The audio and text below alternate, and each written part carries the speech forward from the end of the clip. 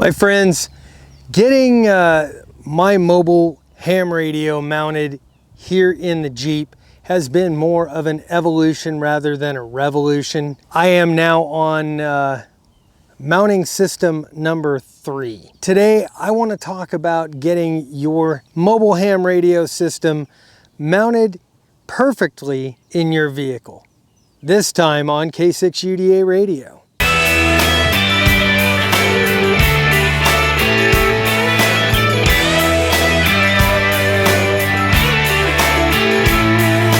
So now obviously I can't give you the benefit of everything that I've done in my situation and say this is what is going to work for you, because I don't know what your priorities are. What I can give you is the benefit of my experience with 3 of the vehicles that I have mounted ham radios into. So before you decide you're just gonna stick it in your dash, here's a few things you should think about when you're deciding how and where to place that mobile radio. Number 1, is this mobile radio going to be a permanent fixture in this vehicle? If it is, you've got everything to work with.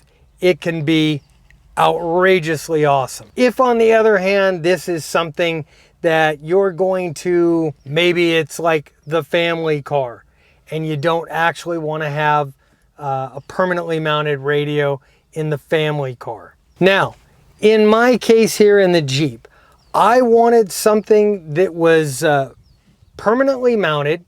I didn't care about having to pull it in and out of the Jeep because I figure I'm always going to have a radio in this Jeep. Doing a quality radio installation in a Jeep Wrangler has its own set of challenges. First of all, there's not a whole lot of grounding points on a Jeep for your antenna, and antennas need a ground plane. I chose the Diamond Antenna NR770 NMOB. Doesn't need a ground plane. I routed the antenna wire and the power wire through the inner fender well and made a nice clean install to the inside of the Jeep. Now, anybody who has a 2-door manual transmission Jeep Wrangler knows that space is a premium inside. Now, mounting the radio body in my Jeep was another challenge. I wanted somewhere that was hidden out of the way, which necessitated going up under the passenger seat. But I also wanted to give it as much protection from minor flooding as I could. So what I did is I built this little shelf under the seat and then mounted the radio, the body of the radio, on that shelf tucked up under the passenger seat. Now originally I mounted the head unit up on the dash.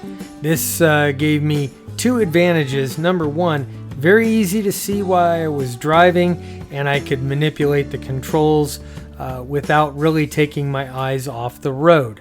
The big con here was the fact that the head unit was mounted directly into the sun, and kind of like my ID 5100 in the truck, I didn't want to figure out how long it would take until I'd get some serious fading in that head unit.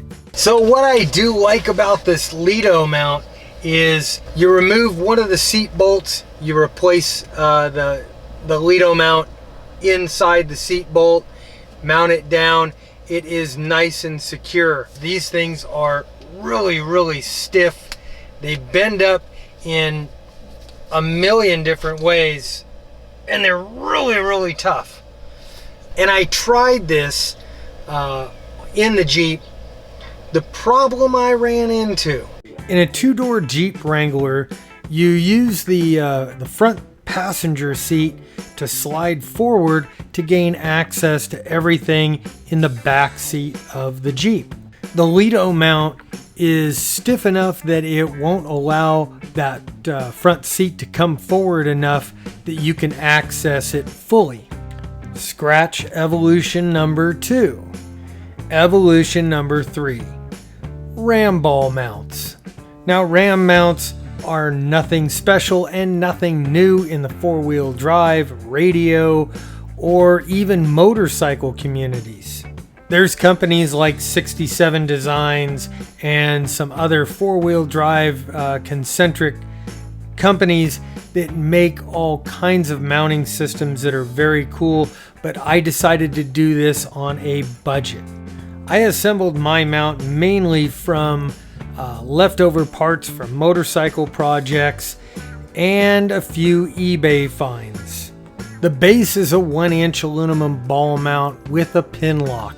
I bought this one on Amazon for about $7.50. Next, I attached this double socket swivel arm mount that rotates and swivels. 20 bucks on Amazon. Next up, we got a Ram double ball adapter. This is about 10 bucks on Amazon. Then we have the Ram Mount 3-inch swivel adapter, about 20 to 25 bucks on Amazon. Now this last little piece, I can't find it anymore. There was a guy that was making these. It's a Ram ball adapter with a 1/4-inch thread on it, made for the FTM 400. He was on Etsy and I just can't find it anymore.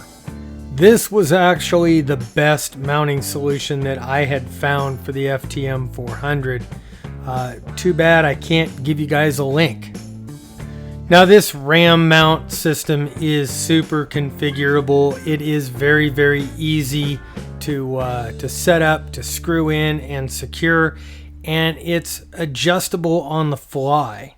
Now you'll remember the reason I got rid of the Lido mount is because I couldn't put the seat in the full forward position. This mount, I'm able to do that, and it has just enough flex that it gets me there. Now I've oriented my control head vertically to give my passenger a little bit more leg room. And that, my friends, is version 3 of my Jeep Wrangler mobile mount.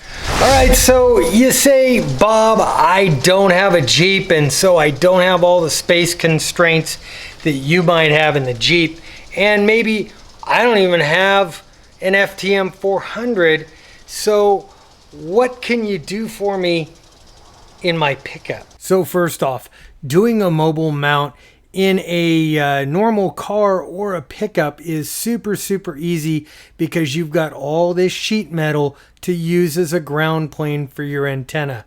So a cheap little $12 antenna like this is going to get out really, really well. So I ran the power cables directly to one of the batteries and then routed that wire inside the cab through the firewall. I ran all that cabling up under the carpet. It comes out under the seat, and this is where I decided to mount the base unit for my ID 5100.